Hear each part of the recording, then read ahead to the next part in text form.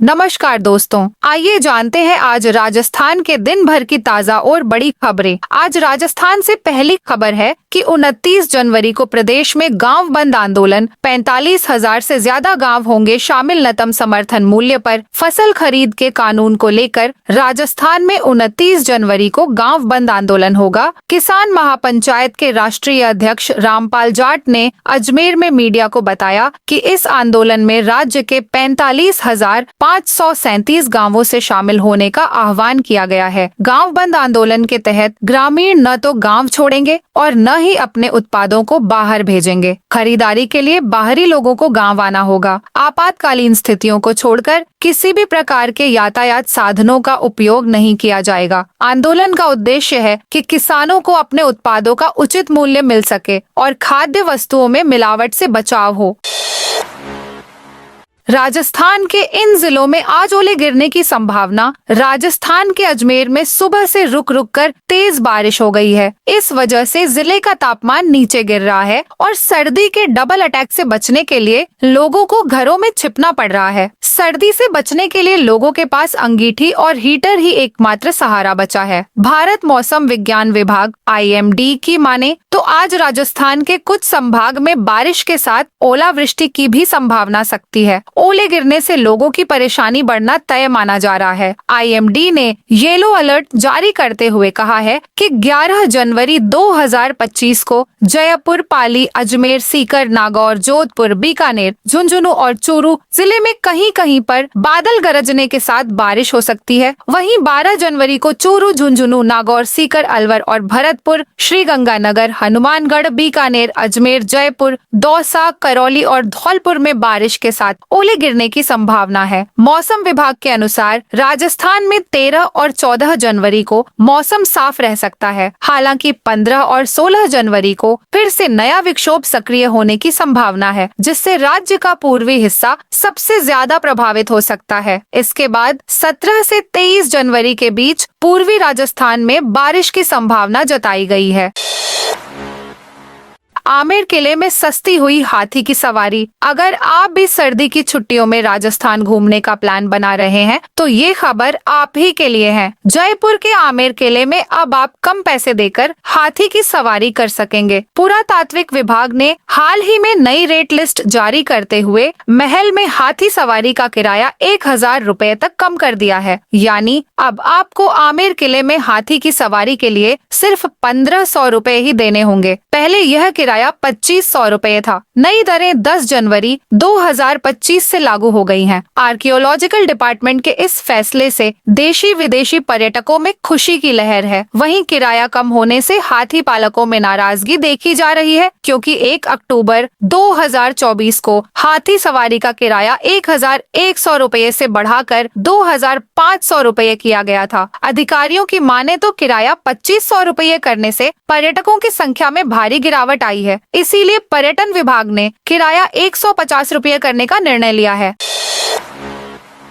Supreme court पहुंचा राजस्थानी भाषा को रीट में शामिल करने का मामला। राजस्थान शिक्षक पात्रता परीक्षा रीट 2024 में राजस्थानी भाषा को विषय के रूप में शामिल करने को लेकर मामला सुप्रीम कोर्ट पहुंचा गया है। सुप्रीम कोर्ट ने राज्य सरकार से इस मामले में जवाब भी मांगा है। रीट परीक्षा में राजस्थानी भाषा की मान्यता का मामला अब सुप्रीम कोर्ट तक पहुंच गया है। याचिकाकर्ता पदम मेहता, प्रधान संपादक माणक राजस्थानी पत्रिका व दैनिक जलते दीप और डॉ कल्याण सिंह शेखावत की विशेष अनुमति याचिका SLP पर सुनवाई करते हुए सुप्रीम कोर्ट की तरफ से राज्य सरकार को जवाब पेश करने के लिए नोटिस जारी किए गए हैं।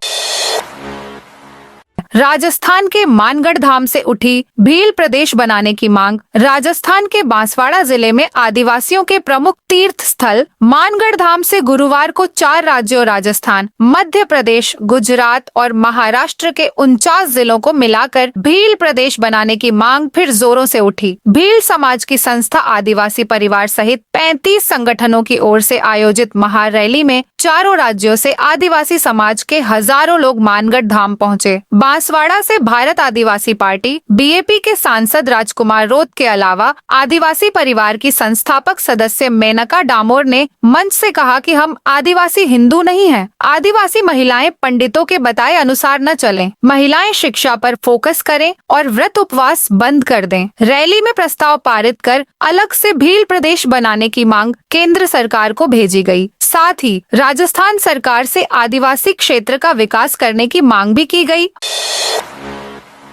महाकुंभ के लिए जयपुर होकर चलेंगी विशेष ट्रेनें। महाकुंभ मेला 2025 के दौरान प्रयागराज जाने वाले यात्रियों के लिए रेलवे ने जयपुर होकर 7 जोड़ी स्पेशल ट्रेनें चलाने की घोषणा की है। इन ट्रेनों का संचालन 16 जनवरी से 19 फरवरी 2025 तक किया जाएगा। इनमें उदयपुर सिटी धनबाद, बाड़मेर बरौनी, साबरमती बनारस, भावनगर टर्मिनस बनारस, राजकोट बनारस और बेरावल बनारस जैसी प्रमुख ट्रेनें शामिल हैं। रेलवे का दावा है कि इन ट्रेनों के जरिए यात्रियों को बेहतर सुविधा दी जाएगी। हकीकत में राजस्थान के यात्रियों को इसका पर्याप्त लाभ नहीं मिल रहा।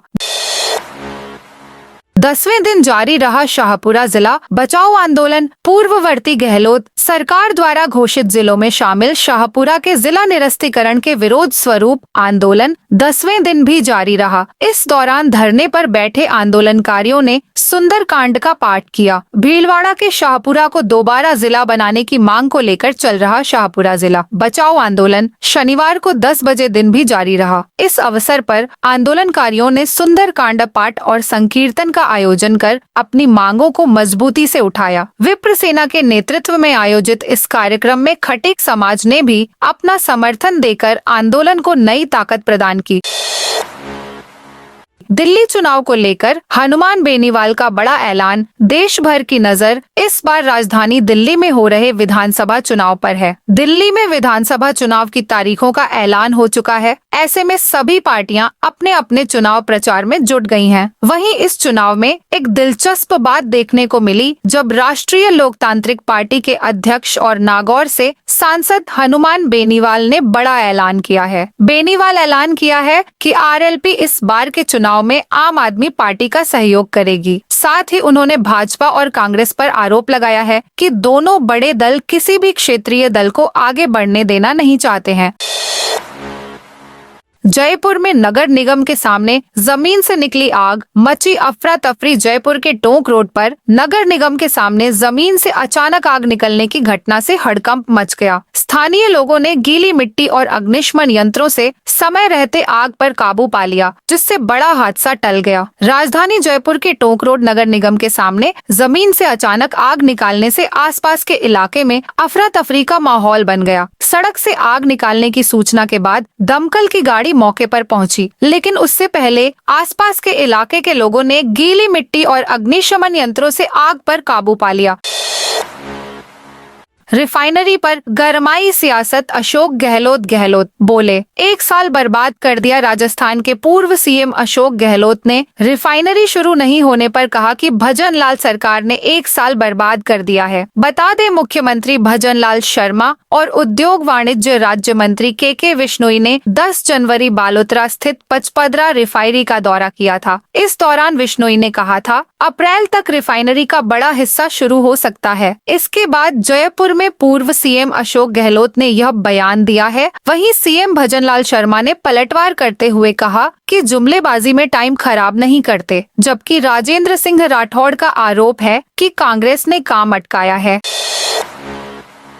राजस्थान में बदलेगा पंचायतों का स्वरूप। पुनर्गठन और पुनर्सीमांकन कमेटी गठित। राजस्थान सरकार ने पंचायती राज संस्थाओं के पुनर्गठन और पुनर्सीमांकन के लिए एक नई मंत्रिमंडल सब कमेटी का गठन किया है। इस कमेटी की अध्यक्षता शिक्षा मंत्री मदन दिलावर करेंगे, जबकि अन्य सदस्य के रूप में चिकित्सा मंत्री गजेंद्र सिंह खींवसर, सामाजिक न्याय अधिकारिता मंत्री अविनाश गहलोत, खाद्य मंत्री सुमित गोदारा और गृह राज्य मंत्री जवाहर सिंह बेढम को शामिल किया गया है। यह कमेटी जल्द ही अपनी पहली बैठक आयोजित करेगी, जिसमें पंचायती राज संस्थाओं के पुनर्गठन के प्रस्तावों पर चर्चा की जाएगी और सुझावों को लिया जाएगा।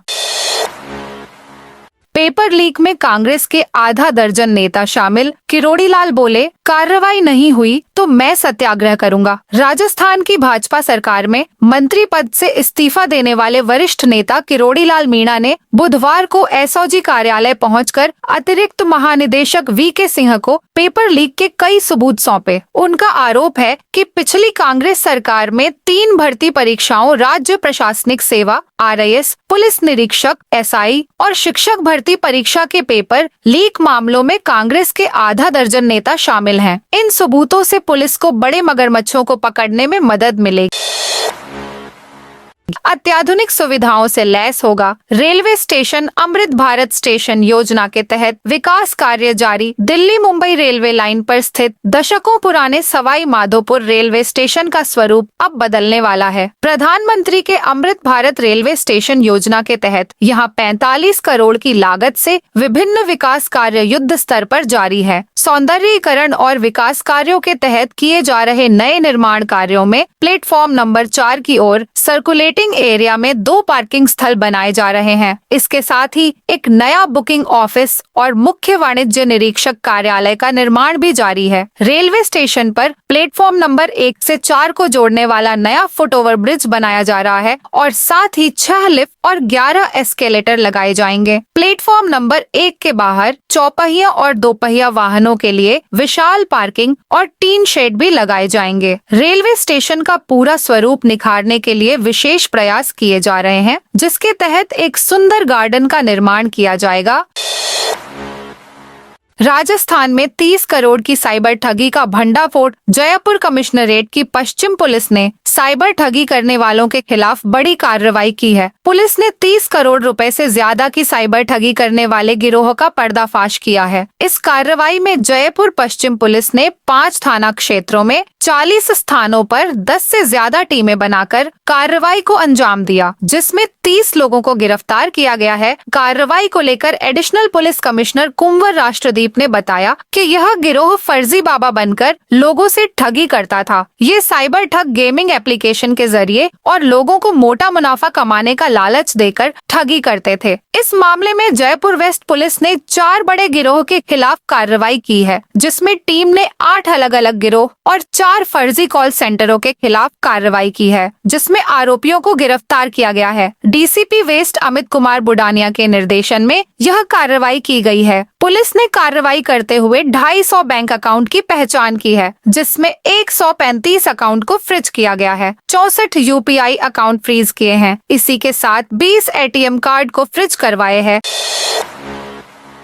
जयपुर में बिजनेसमैन से 5 लाख की लूट। जयपुर में एक बिजनेसमैन से 5 लाख रुपए की लूट का मामला सामने आया है। बिजनेस डील के धोखे से मिलने बुलाकर लूट की वारदात को अंजाम दिया। कार के अंदर जबरन बैठाकर मारपीट कर कैश लूटकर बदमाश फरार हो गए। सांगानेर थाना पुलिस ने सूचना पर नाकाबंदी करवाई, लेकिन बदमाशों को सुराग नहीं लगा। 72 बीघा चारागाह भूमि से भूमाफियाओं का कब्जा हटाया। धौलपुर के बसेड़ी उपखंड में प्रशासन ने भूमाफियाओं के खिलाफ बड़ी कार्रवाई करते हुए बौरोली गांव में 72 बीघा चारागाह भूमि को अतिक्रमण मुक्त कराया। SDM अनिल कुमार मीणा के नेतृत्व में की गई इस कार्रवाई में JCB और ट्रैक्टरों की मदद से अवैध कब्जा हटाया गया। कलेक्टर श्रीनिधि BT के निर्देशन में चल रहे विशेष अभियान के तहत यह कार्रवाई की गई। प्रशासन को शिकायत मिली थी कि भूमाफिया लंबे समय से इस सरकारी जमीन पर कब्जा करके गेहूं, सरसों और आलू की खेती कर रहे थे। तहसीलदार ब्रिजेश कुमार के नेतृत्व में गिरदावर और पटवारी की टीम ने जांच में पाया कि गांव में कुल 250 बीघा चारागाह भूमि में से 62 बीघा पर अवैध कब्जा था। राजस्थान में कड़ाके की ठंड और कोहरे के बीच कई जगह हल्की बारिश। एक नए पश्चिमी विक्षोभ के सक्रिय होने से राजस्थान में शनिवार को मौसम अचानक बदल गया। इस दौरान कई जगह बिजली गिरने और बारिश होने के साथ कड़ाके की ठंड पड़ रही है। इसके साथ ही राज्य के अनेक इलाकों में सूरज बादलों में छुपा रहा और घना कोहरा छाया रहा। मौसम विभाग के अनुसार शनिवार सुबह के 24 घंटों के दौरान राज्य में कहीं कहीं हल्की बारिश दर्ज की गई। सबसे अधिक 3 मिलीमीटर बारिश राजगढ़, सादुलपुर और सुजानगढ़, चूरू में हुई। इसके अलावा जोधपुर, जैसलमेर, अलवर, अजमेर व बीकानेर जिले में भी अनेक स्थानों पर वर्षा रिकॉर्ड की गई। राजधानी जयपुर सहित अनेक जगह पर शनिवार सुबह से बूंदाबांदी व बारिश हो रही है। 12 जनवरी को इस स्थानों पर कोहरे का अनुमान। मौसम विभाग के अनुसार अजमेर, अलवर, भरतपुर, दौसा, धौलपुर, जयपुर, झुंझुनू, करौली, सवाई माधोपुर, सीकर, टोंक, बीकानेर, चूरू, हनुमानगढ़, नागौर, श्री गंगानगर में ठंडा दिन रहने के साथ ही गहरे से अति घना कोहरा रह सकता है। तो दोस्तों, यह थी आज राजस्थान की बड़ी खबरें। आप इस वीडियो को कौन से जिले से देख रहे हैं, उस जिले का नाम जरूर बताइए।